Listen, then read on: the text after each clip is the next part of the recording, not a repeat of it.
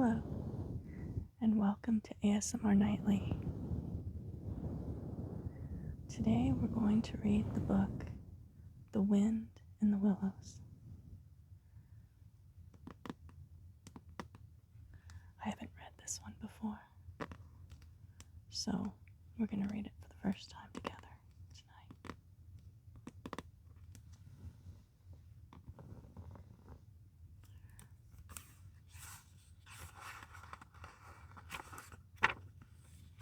The Wind in the Willows.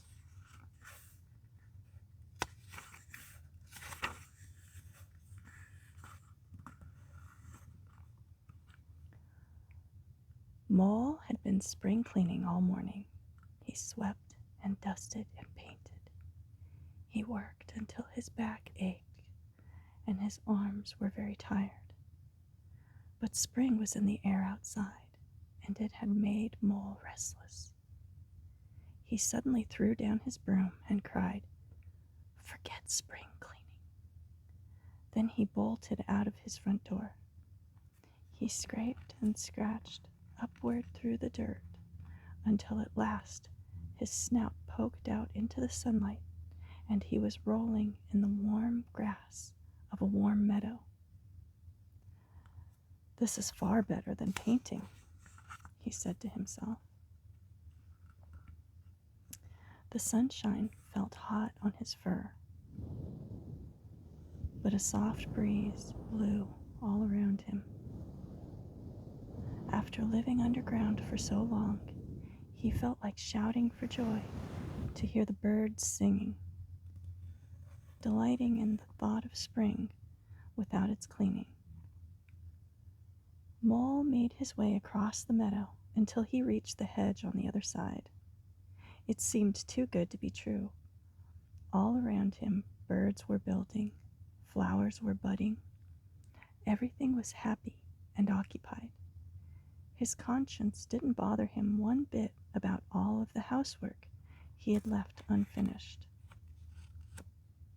Instead, he felt happy to be the only idle creature among all of the other busy citizens.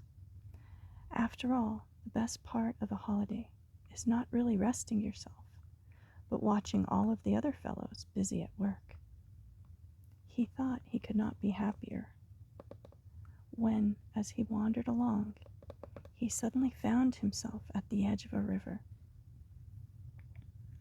He had never seen a river, a sleek and twisting gripping thing that gurgled and then left with a laugh. Mole was enchanted by the gleams and sparkles, rustles and swirls, chatter and bubble of the great river. He trotted excitedly along the riverbank until he grew tired and decided at last to rest. As he sat on the grass and gazed across the river, Mole noticed a dark hole in the opposite bank. Something bright and small twinkled down in the heart of it, vanished, and then twinkled once more like a tiny star. Then it winked at him, and so Mole knew that it was an eye peering at him. Slowly, a small face began to grow around it, like a frame around a picture.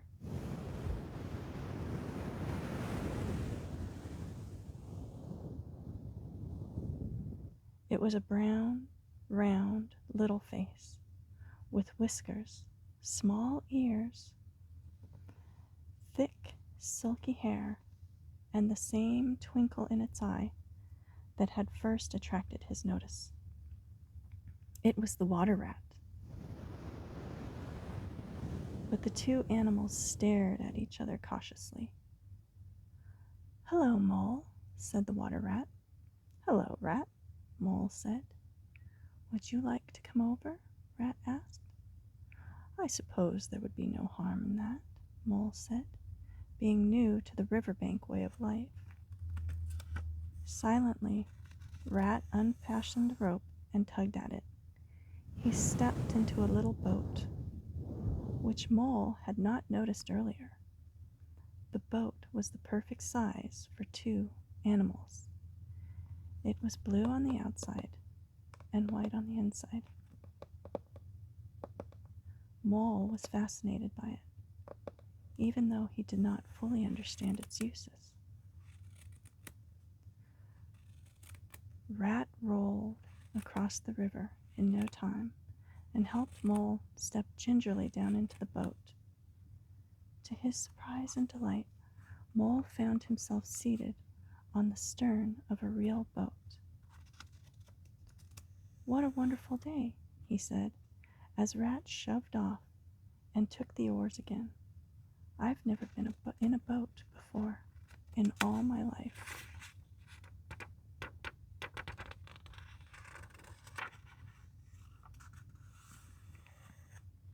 Rat could not believe it.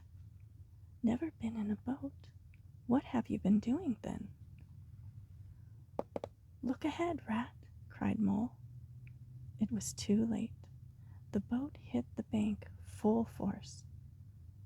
Rat lay on his back at the bottom of the boat, his feet sticking up in the air. Then he picked himself up with a laugh. "Mole, if you don't have plans for this morning, why don't we go down the river together and make a long day of it?" he suggested. Mole couldn't think of a thing that would make him happier. He leaned back blissfully into the soft cushions and said, "Let's start at once." "Hold on a minute," then Rat said. He climbed into his hole and reappeared carrying a huge picnic basket.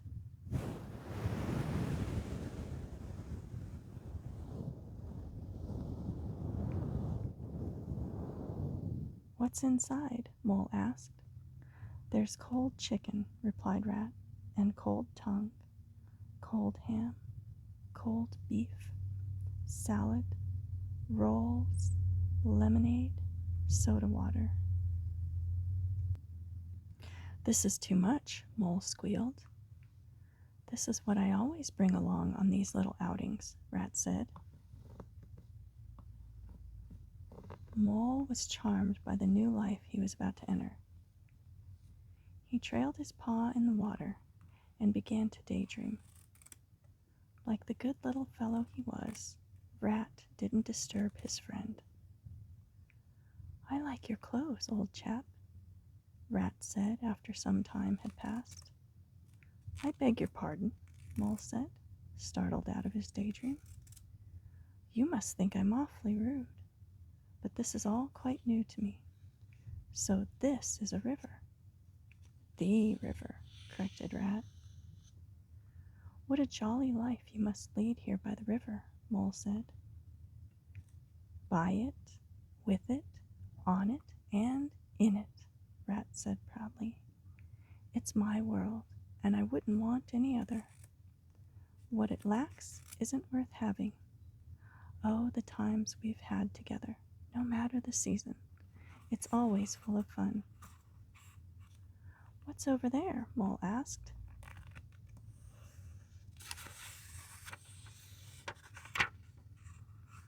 Pointing to a wooded area near the water meadows on the other side of the river.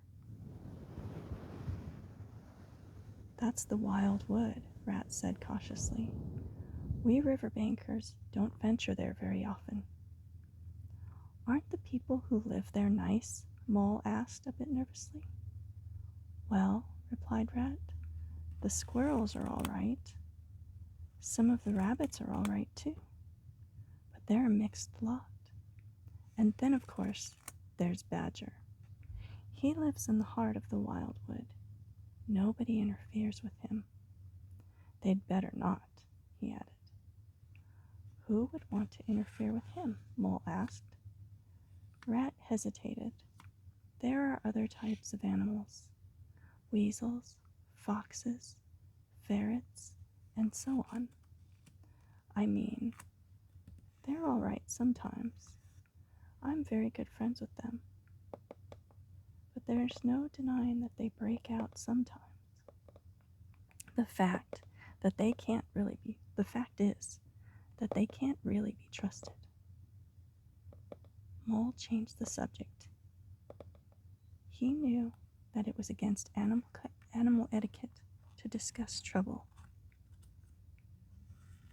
"What is beyond the wild wood?" he asked Rat. "Beyond the wild wood is the wide world," Rat said. "But the wide world doesn't matter to us. I've never been there and will never go there. If you have any sense, you'll never go either. At last, here's a nice place to have a picnic lunch." They left the main part of the stream and headed into a landlocked lake. On either edge, green grass sloped down, and snaky tree roots gleamed below the surface of the water. The beauty of it all was too much for Mole, who held up both forepaws and gasped, "Oh my! Oh my!" Rat tied the boat alongside the bank and helped Mole safely ashore. Then he took the picnic basket out of the boat. Mole begged to be allowed to unpack it, and Rat more than happily let him. While Rat rested, his friend excitedly took the items from the basket, one by one, and gasped, "Oh my!" at every one. When everything was set out, Rat said, "Dig in, old fellow," and Mole was very glad to do so.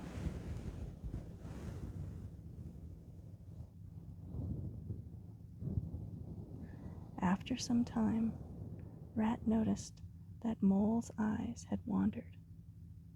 "What are you looking at?" Rat asked. "I'm looking at a streak of bubbles that is traveling along the water," Mole said. "That's odd." Suddenly, a glistening snout popped up above the edge of the bank, and Otter lifted himself out.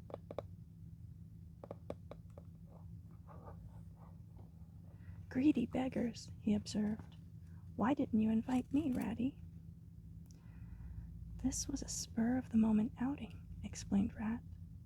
"By the way, meet my friend, Mr. Mole." "It's a pleasure to meet you," said Otter, and the two animals were friends from that point on.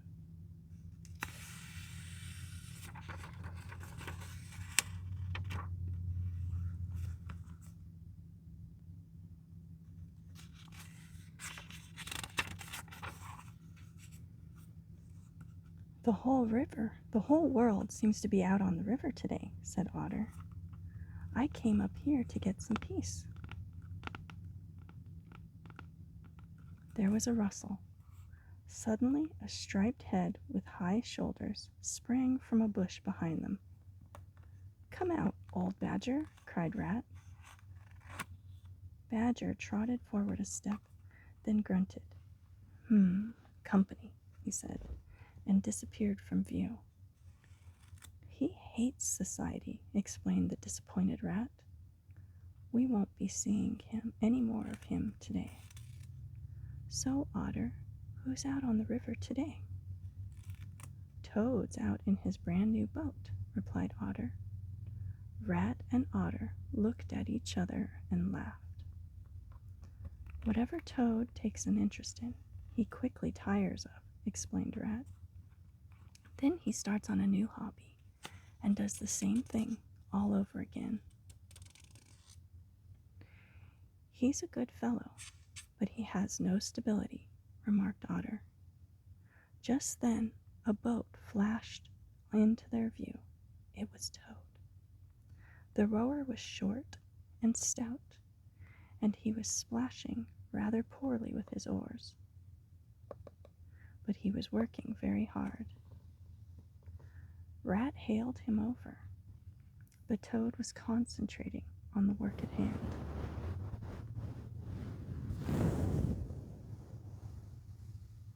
"He'll tire of the boat very quickly if he keeps splashing like that," Rat said. He surely will, giggled Otter. A mayfly swerved unsteadily against the current.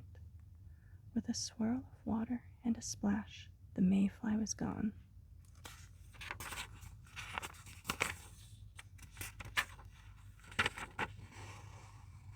So was Otter. Again, a streak of bubbles swirled across the surface of the water. Mole knew that, according to animal etiquette, he should not discuss the sudden disappearance of a friend.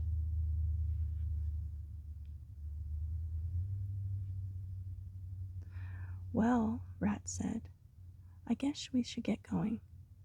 I wonder which of us should pack the basket. Oh, please, let me, Mole said. So, of course, Rat let him.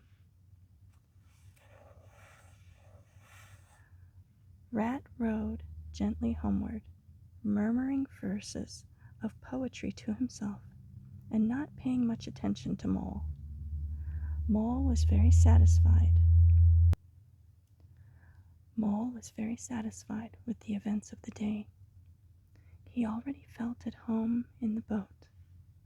He said to Rat, Ratty, please, I want to row now. It is not as easy as it looks, Rat said with a smile. You will need to take some lessons before you can row the boat on your own. Mole thought quietly for a moment. He began to feel very jealous of Rat, who was rowing so strongly and with such ease. Mole felt that he could row just as well.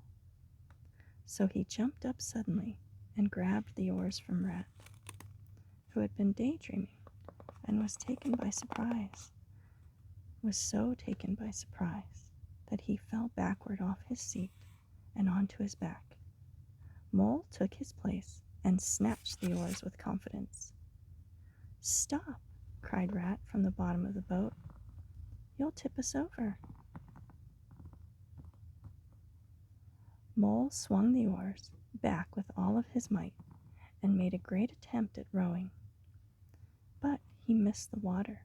His legs flew up over his head, and he landed on top of Rat at the bottom of the boat. He was so alarmed that he tried to grab the side of the boat, but splash! Over went the boat, and he found himself struggling in the river. The water felt very cold, and Mole was soaked to the bone. Just when he had risen enough to see the sun shining through the surface, he began to sink again. Then a firm paw gripped him by the back of the neck. It was Rat, and he was laughing. Rat helped Mole to the shore. Poor, miserable Mole, wet and ashamed, trotted about until he was almost dry, while Rat dove into the water to recover the picnic basket and the boat. When they had set off again, Mole said in a very low voice, broken with emotion, Ratty, my generous friend, I am very sorry for my foolish, ungrateful behavior. It makes me sick to think that I might have ruined your beautiful picnic basket. Will you overlook it this once and forgive me? That's all right, Rat said cheerfully. What's a little wetness to a water rat? I'm more in the water than out of it these days, most days. Forget about it. I really think you should come and stay with me for a little while. My home is very plain, but it's comfortable. I'll teach you to row and to swim.